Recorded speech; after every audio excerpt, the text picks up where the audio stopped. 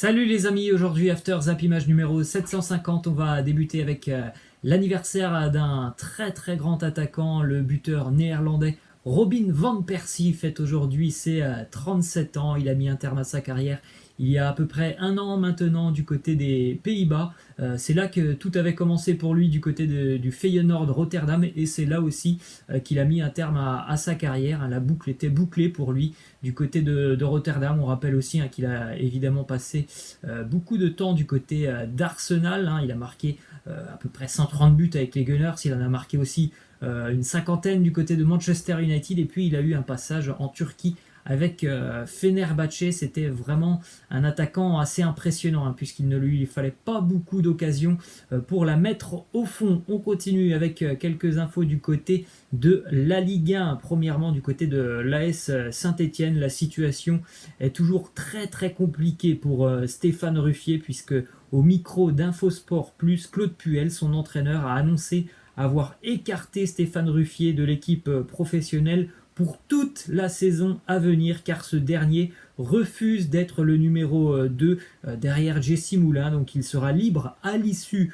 de la saison, mais ne jouera donc aucun match cette année en Ligue 1 avec l'AS Saint-Etienne. C'est vraiment, je trouve triste de voir cette fin d'aventure du côté de Saint-Etienne pour Stéphane Ruffier se terminer ainsi, pour lui qui est une véritable légende du club. Ça fait quasiment 10 ans qu'il est à Saint-Étienne. C'est vraiment dramatique, je trouve, de voir cette histoire se terminer comme ça. Et en plus de ça, on a l'impression qu'il n'y a pas d'issue, parce que franchement, entre Ruffier et Claude Puel, les deux n'ont pas l'air d'être très amis. Ensuite, on a une info du côté de l'Olympique Lyonnais. C'est enfin officiel, on le savait déjà depuis quasiment 3 semaines, un mois. Pierre Kalulu, le jeune défenseur lyonnais, quitte donc le Rhône. Il s'engage du côté de l'Italie avec le Milan, un contrat de 5 ans pour Kalulu jusqu'en 2025. On poursuit avec le nouveau maillot pour les Dogs. Le LOSC a présenté hier son nouveau maillot extérieur, un design assez sympa pour le maillot lillois,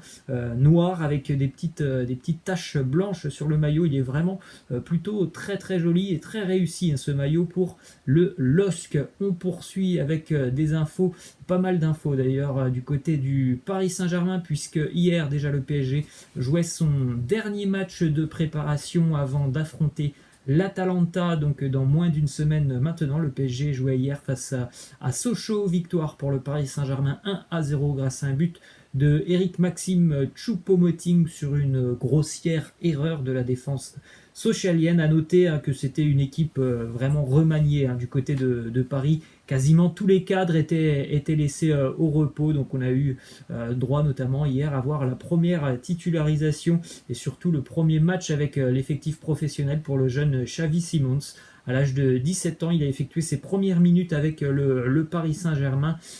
Hier, à noter aussi que le club parisien, Thomas Tuchel et les dirigeants ont communiqué sur l'état de santé de plusieurs joueurs du Paris Saint-Germain, puisque depuis quelques jours et depuis surtout la finale face à l'Olympique Lyonnais en Coupe de la Ligue, il y a eu pas mal de pépins physiques chez certains joueurs du Paris Saint-Germain. Donc déjà, premièrement, Layvin Kurzawa est forfait contre l'Atalanta. Il a été victime d'une lésion au niveau de la cuisse face à l'Olympique Lyonnais. Sa reprise est prévue dans 2 semaines, donc il ne jouera pas évidemment. Donc bon, je ne sais pas si Thomas Tuchel comptait aligner Kurzawa en tant que titulaire, mais ça fait quand même une option en moins au niveau de la défense parisienne. Ensuite, autre info qui concerne Mauro Icardi. Lui aussi, on l'a vu sortir la semaine dernière face à l'Olympique Lyonnais, touché au niveau aussi de la cuisse. Il ne reprendra pas l'entraînement collectif avec le groupe avant samedi, donc ça fait quand même aussi quelques jours d'absence pour Mauro Icardi, mais sur le dossier Icardi du côté de Paris, on est quand même plutôt optimiste, il devrait bel et bien être là face à l'Atalanta. On continue du côté de Paris avec encore une fois 2 dossiers et 2 infos sur 2 joueurs qui se sont blessés assez récemment avec le Paris Saint-Germain. Le dossier Mbappé, puisque Thomas Tuchel a indiqué hier au micro de beIN Sport qu'il espérait voir Kylian Mbappé être présent sur le banc de touche face à l'Atalanta mercredi prochain, mais Tuchel a aussi annoncé que pour le moment il ne comptait pas sur ça. Donc évidemment il se prépare à jouer ce match face à l'Atalanta sans Kylian Mbappé, mais du côté de Paris On espère quand même que Mbappé pourra être présent mercredi prochain, mais en tout cas, selon toute vraisemblance, Mbappé ne devrait pas être titulaire si jamais il joue face à l'Atalanta. Autre info, encore une fois, c'est assez lourd du côté de Paris. Il y a beaucoup de problèmes physiques et c'est vraiment, vraiment dommage. Il y a encore un espoir pour la présence de Marco Verratti face à l'Atalanta. Le staff du Paris Saint-Germain a indiqué que l'Italien n'avait reçu qu'un coup et qu'il ferait des tests ce jeudi, alors qu'hier, dans l'après-midi, on annonçait d'ores et déjà un forfait de Verratti face à l'Atalanta. On se veut un petit peu plus optimiste du côté de Paris, mais il y a quand même encore une fois un gros point d'interrogation sur la présence ou non de Verratti face à l'Atalanta. Ça fait quand même beaucoup du côté de Paris. Ensuite, on continue avec du côté du Real Madrid. Les Madrilènes se déplacent demain du côté de Manchester pour affronter les Citizens. Zinedine Zidane a convoqué 24 joueurs pour le déplacement du Real du côté de City. Eden Hazard effectuera le voyage. Bon, pour le moment, là aussi, on en a parlé hier, c'est quand même un point d'interrogation. Il est dans le groupe. Après, est-ce qu'il sera à 100%? Est-ce qu'il sera apte pour jouer ce match? Pour le moment, on n'a pas de certitude du côté de Madrid. En revanche, on sait déjà que Gareth Bale n'est pas présent dans le groupe madrilène qui se déplace à Manchester City. Vous avez la liste des convoqués. À noter donc les absences, ça, sans grande surprise, de Gareth Bale, Rames Rodriguez et Mariano Diaz. Ensuite, une info du côté du Real Madrid qui concerne Takefusa Kubo, le jeune japonais qui devrait être prêté dans les toutes prochaines heures du côté de Villarreal, puisque hier, un accord a été trouvé entre le Real Madrid et Villarreal. On attend donc l'officialisation. On rappelle que Kubo a déjà été prêté cette saison du côté de Majorque et que le Real compte sur lui pour les prochaines années. Mais à l'heure actuelle, il n'aurait pas eu sa place dans l'effectif. Donc, encore une fois, un prêt pour lui dans une équipe qui jouera l'Europa League l'année prochaine. Donc, ça peut être plutôt intéressant pour le jeune japonais. On continue avec des infos Europa League, puisqu'hier, c'était le retour de l'Europa League avec des huitièmes de finale. C'était pas les 16e de finale, comme je vous avais dit hier. J'étais persuadé pourtant qu'il restait des 16e à jouer. Bon, c'était pas le cas. C'était donc les 8e de finale. Victoire de l'Inter Milan 2-0 face à Retafe. Pourtant, les interistes ont été bien bousculés par les banlieusards de Madrid. L'Inter s'en est remis à des réalisations de Lukaku et d'Eriksen pour obtenir sa qualification. Retafe a fait un très gros début de match.